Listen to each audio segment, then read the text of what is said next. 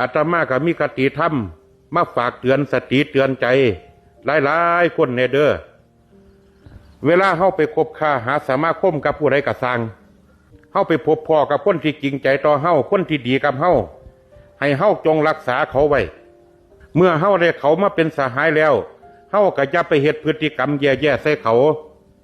อาจจิตใส่อารมณ์เนื่องด้วยว่าเมื่อย